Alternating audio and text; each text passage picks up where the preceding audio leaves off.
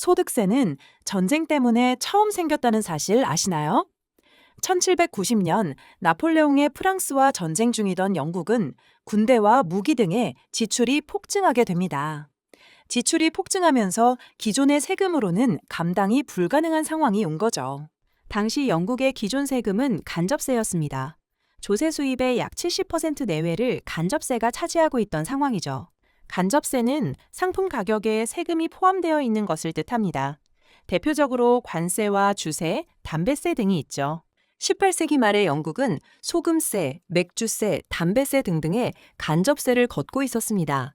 근데 전쟁으로 인해 지출이 폭증하게 되면서 간접세만으로는 감당이 안 되기 시작합니다. 그렇다고 간접세를 올리게 되면 서민층이 가만히 있지 않을 것이고, 이를 무시하고 그냥 세율을 높이면 소비가 위축돼서 결국은 재정이 약해지게 되는 상황이었습니다. 그래서 당시 영국의 총리였던 윌리엄 피트는 소득세 도입안을 제안합니다.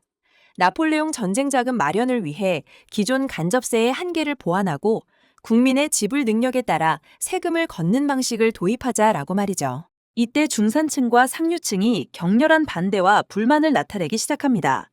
그들은 국가가 개인 자산과 수입을 감시한다라고 비난했고, 당시 보수당 의원이었던 찰스 폭스는 국가는 어떤 권한으로 한 개인의 거래 내역과 수입, 심지어 가정 안까지 들여다볼 수 있는가라고 비판했습니다. 이들은 왜 이렇게 소득세 도입을 반대했을까요? 그 이유는 윌리엄 피트가 제안한 소득세가 누진세 구조였기 때문입니다. 누진세 구조는 소득이 많을수록 세율이 높아지는 구조입니다. 윌리엄 피트의 소득세 구조는 연간 소득이 60파운드 이하라면 적용세율 0%, 60에서 100파운드는 약 0.8에서 5%, 100에서 200파운드는 5에서 10%, 200파운드 초과는 10%가 적용되었습니다. 1799년 당시 영국의 평균 노동자 소득은 30에서 50파운드 수준이었기 때문에 대부분의 노동자들은 면세 대상이었고, 소득이 높았던 중산층과 상류층은 반발했던 거죠. 이렇게 반발이 있었는데 어떻게 법안이 통과되었을까요? 법안이 통과된 데에는 두 가지 이유가 있었습니다. 첫 번째는 전쟁이라는 국가적 비상 상황 때문이었습니다. 당시 프랑스와의 전쟁은 단순한 외교적인 분쟁이 아니라 체제 유지의 문제였습니다. 1789년 프랑스 혁명은 단순한 왕정 타도가 아니라 신분 질서 전체를 파괴하려는 움직임으로 인식됐고, 이런 프랑스와의 전쟁에서 지게 된다면 더 이상 재산도 계급도 지킬 수 없다는 논리였습니다. 두 번째는 임시조치라는 명확한 약속 때문이었습니다. 윌리엄 피트는 전쟁이 끝나면 소득세도 폐지하겠다고 약속했고, 당시 의회와 여론은 소득세를 한시적 비상세금으로 받아들였기 때문에 반발이 누그러진 거죠. 이렇게 통과된 소득세 도입안은 현대 소득세의 시초로 평가받고 있습니다. 근데 여론을 설득할 때 폐지를 약속하고 법안을 통과시킨 건데, 전쟁이 끝나고 난 뒤에는 어떻게 되었을까요? 실제로 소득세는 전쟁이 끝나고 폐지가 됩니다. 하지만 또다시 전쟁과 재정난으로 인해서 도입과 폐지를 반복하다가 1842년에 도입된 소득세가 폐지되지 않고 유지되게 됩니다. 1842년 당시 총리였던 로버트 필은 자유무역을 목표로 하고 있는 상황이었는데, 그러기 위해서는 관세를 낮춰야 했습니다. 하지만 관세를 낮추면 세수가 감소할 것이고, 안 그래도 경기 침체로 인해 세수가 부족한 상황인데 여기서 더 낮아지면 재정 공백을 메울 수가 없는 상황이었죠. 그래서 로버트 필은 관세 인하로 생길 손실을 소득세로 메꾸자라고 제안합니다. 그러면서 3년 임시세금이라는 명분을 세우게 되고, 그렇게 3년, 6년 계속 갱신시키면서 명목상으로만 임시인 세금이 되어버립니다. 그렇게 시간이 흘러 19세기 중후반의 영국은 선거법 개정을 통해 중산층과 노동자 계층까지 참정권을 가지게 됩니다. 그러면서 중산층을 중심으로 한 자유당과 노동자들을 중심으로 한 노동당 같은 새로운 정치 세력들이 등장합니다. 그리고 1909년 영국 자유당은 국민예산안을 제안합니다. 국민예산안은 소득세 개정을 포함한 종합적인 국가 예산안이었는데요.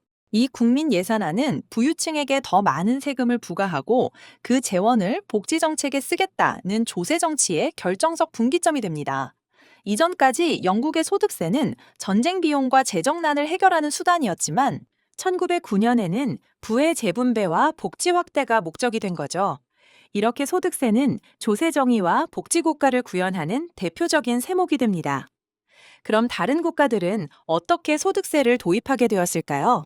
대부분의 유럽 국가들은 전쟁 비용과 재정난을 위해 윌리엄 피트의 1799년 소득세 도입안을 참고해서 자국의 소득세를 도입합니다. 스페인은 1898년 미국 스페인 전쟁에서 패배하고 재정 안정화를 위해, 독일은 1차 세계대전 준비를 위해, 프랑스는 1차 세계대전 발발 후 비용 충당을 위해서 소득세를 도입합니다. 아시아와 아프리카의 국가들은 식민 지배를 받으면서 그 영향으로 소득세를 도입하게 됩니다. 미국은 1861년 남북전쟁의 비용을 위해 링컨 행정부가 임시적으로 소득세를 도입하였고, 일본은 1887년 근대화를 위한 비용을 충당하기 위해 소득세를 도입하게 됩니다. 그렇다면 우리나라는 어떻게 소득세를 도입하게 되었을까요? 우리나라는 일제강점기 시절에 소득세가 있었습니다. 1914년에 일본이 발표한 조선소득세령인데요. 하지만 이건 조선을 위한 법이 아니었습니다. 세금의 목적 자체가 수탈이었기 때문에 공정한 조세체계에는 관심이 없었죠. 사실상 국제사회에 조선의 근대화를 보여주기 위한 용도였을 뿐입니다. 그래서 우리나라는 해방 이후 미군 정청이 미국식 소득세를 도입하게 됩니다. 이후 대한민국 정부가 1950년 미국식 소득세를 승계, 개편하여 한국 실정에 맞는 소득세법을 제정하게 됩니다. 하지만 근로소득자보다 자영업자와 농민이 압도적으로 많았던 우리나라는 사실상 소득세의 실효성이 거의 없었습니다. 국민들의 소득이 불규칙하거나 현물로 발생하기도 했고, 자영업자들이 자진 신고를 하지 않는다면 정부에서 파악이 불가능했으니까요. 그럼에도 불구하고 소득세법을 제정한 이유는 전략적인 판단이었습니다. 당장은 아니어도 향후 도시화 및 상공업화가 진행될 것을 예상하고 향후에 반드시 필요해질 법이라는 판단을 한 거죠. 또한 소득세법은 대한민국이 통제 가능한 재정국가임을 국제사회에 보여주는 상징이기도 했습니다. 국가가 지속적으로 운영될 수 있는 능력, 이것을 판단하는 핵심 지표 중 하나가 조세 제도이기 때문에 국제사회에서 최소한의 신뢰를 형성할 수 있는 기본 조건 충족이라는 의미를 가진 거죠. 그리고 소득세법은 국가가 공정한 세금을 지향한다는 선언과도 같았습니다. 소득세는 공정과세의 핵심이자 복지국가 재원의 주요 근간이니까요. 그럼 1950년에 제정된 소득세법을 지금까지 우리가 쓰고 있는 걸까요? 그렇지는 않습니다. 소득세는 1950년 제정 이후 공정한 조세제도를 지향하며 발전해 왔습니다. 다만 경기 상황이나 재정 확보, 정치적 필요 등 다양한 요인이 복합적으로 작용했죠. 그래도 형평성을 강화하려는 방향은 유지되어 왔습니다. 하지만 실제 세금을 내는 우리는 체감하지 못하는 것이 현실입니다. 세금은 성실히 내는 사람만 더 낸다, 복지 혜택이 체감되지 않는다 등의 여러 가지 부정적 의견들이 많죠. 공정한 조세 제도를 추구해온 소득세지만 다양한 이유로 왜곡되고 한계에 부딪히고 있는 것이 현실입니다. 과연 소득세가 지향하는 공정성은 현실이 될 수 있을까요? 오늘은 전쟁 때문에 만들어졌던 소득세가 시대의 변화에 따라 공정한 조세 제도를 추구하게 된 과정을 알아보았습니다. 하지만 여전히 공정함과 현실 사이에는 간극이 존재하는데요. 이 간극을 줄이기 위해서는 많은 사람들의 노력이 필요해 보입니다. 그럼 다음에도 유익한 이야기를 가지고 돌아오겠습니다. 감사합니다.